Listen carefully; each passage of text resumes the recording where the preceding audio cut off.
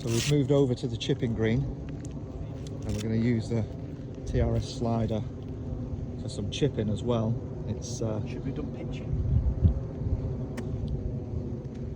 What does it feel like when you're chipping with it, Rocky? What are the benefits for it? Well, this feels like it's keeping my arms connected to my chest, which is basically what you want to do with chipping anyway. You want your arms more in the, they are actually connected in a solid spot, and you're turning your chest open and through so you stay vertical at the end. Last thing we want is these arms doing that. Yeah, getting away from the body, and that's where your little bad shanks, connection.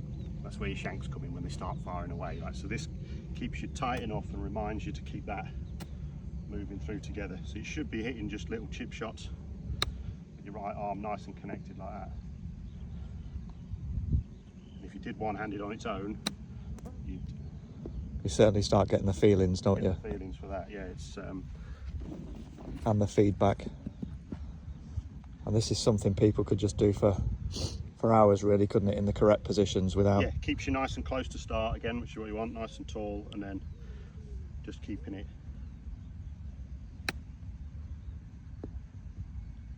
nice and simple.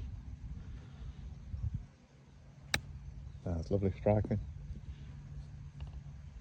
Once you've got this connected and working with your body, all you've got to do is keep your weight just slightly on your left side and allow your body to turn through without your arms doing too much. Not a lot of weight transference there, is there? You just kind of pressed into that left heel. Yeah, and nothing on this length of shot really. These are up to maybe a 20-yard chip shot. Yeah.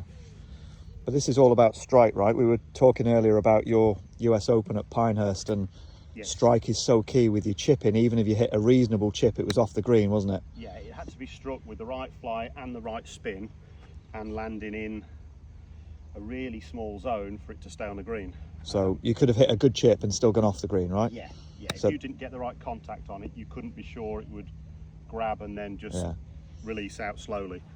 Any miss hit would just roll on too much. So keeping your body moving was essential. You couldn't afford any of that. Yeah, any kind of panicky chip shots. That's lovely. The chest opening up on the way through. If you go into longer chips, again, it keeps this moving.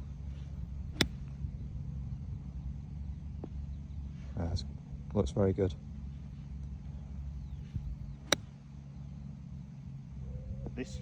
At this length, I can feel the right arm moving around but staying close. Yeah. And sliding through. And the smaller ones, there's kind of not a lot of movement at all. No, the smaller ones, you are actually what those original drills were meant for, is pinning this in close and using your shoulders to power the stroke. But that will only get you to this length of swing. Yeah. If you try and hit it too hard from there, it's too rushed. Right? The arms have got to move. Probably bring that in closer, you can probably hear that sliding around as I do it. Yeah.